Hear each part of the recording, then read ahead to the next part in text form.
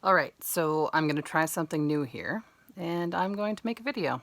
Um, I thought it might be interesting to start having some very brief discussions about some issues in family law in Canada. And I was outside cleaning today and thinking about a couple of my clients.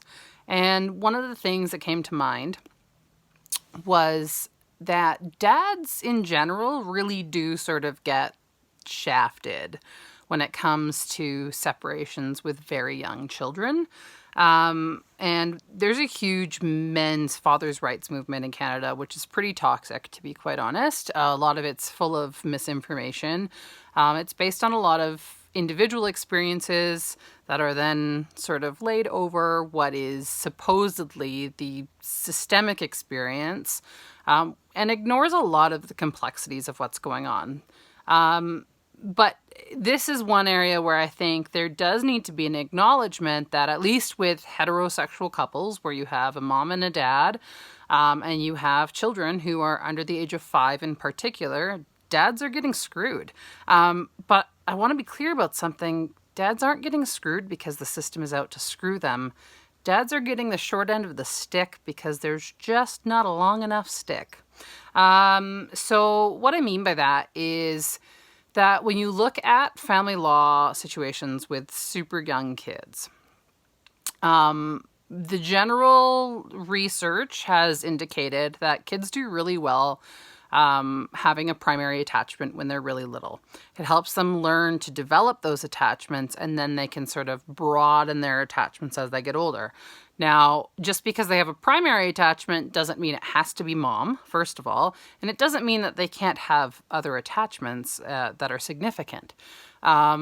But there is sort of a consensus, at least there seems to be at this point in time, that young children, babies, and young children do really well having this primary attachment and this primary caregiver. And when you have a mom and a dad, it generally falls to mom.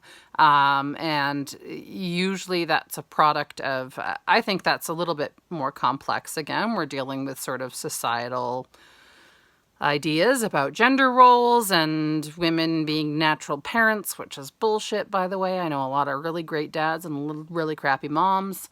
But especially when it comes to breastfeeding, we accept that breastfeeding is good for babies. We're going to do it if we can, or if mom wants to.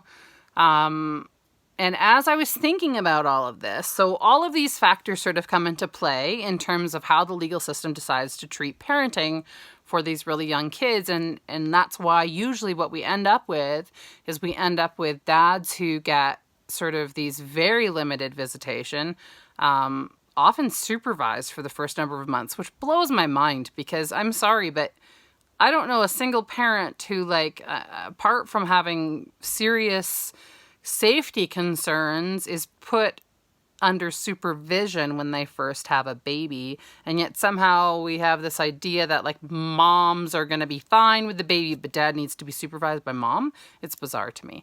Anyway, totally different tangent.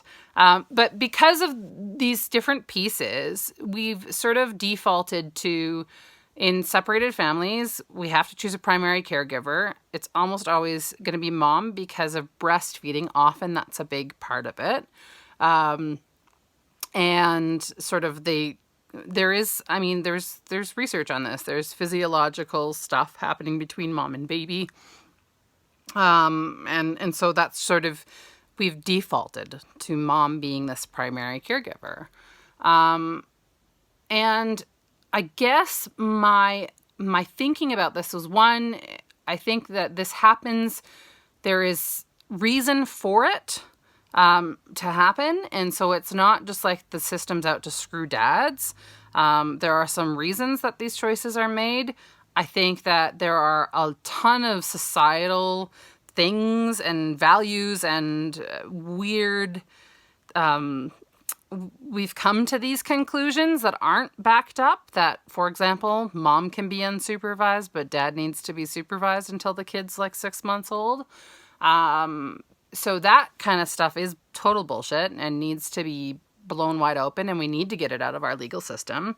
But then I think the other piece for me that it really got me thinking about, and this was a product of, I have a client right now, and, without giving too much detail, mom is breastfeeding and dad, of course, wants more time.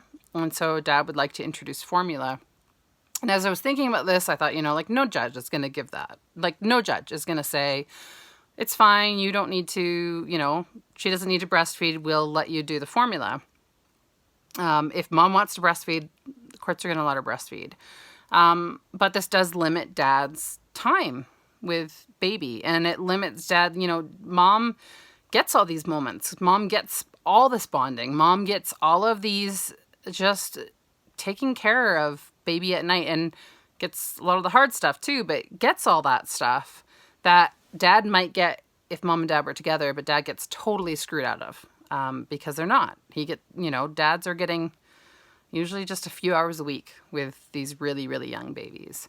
And the question that it raised for me was, when we weigh out what's in the best interest of our children, we have decades now proving that as much as breast milk is great and that's awesome, that formula is just fine. Kids are totally fine on formula. And so if we're looking at these best interest tests, it made me think, why is it that we believe it's in a child's best interest to keep them breastfeeding and thereby limit dad's involvement, as opposed to allowing or mandating that formula be introduced? And look, I had a kid who wouldn't take formula. It won't always work. But where it can work, wouldn't it be in the child's best interest to have a mixture of breast milk and formula and let dad be a bigger part of the picture? Isn't that the child's best interest? I mean, if that's the test that we're going on, and one of the pieces of our legislation is that it's in a child's best interest to have as much contact with both parties as possible, and we want to start this bonding early on with both parents, even though there's going to be a primary attachment figure, that doesn't mean we can't have other significant bonds, and we want dad to be one of them. So why is it that the court is prioritizing breastfeeding over dad's relationship? I don't know. Anyway, lots of really interesting things to get into around that whole piece, but just something I was thinking about, and I thought, you know what, maybe I'm just gonna throw up a video about this. So I'd love to hear your feedback. Let me know your thoughts and comments, and hopefully we can start changing the system a little bit.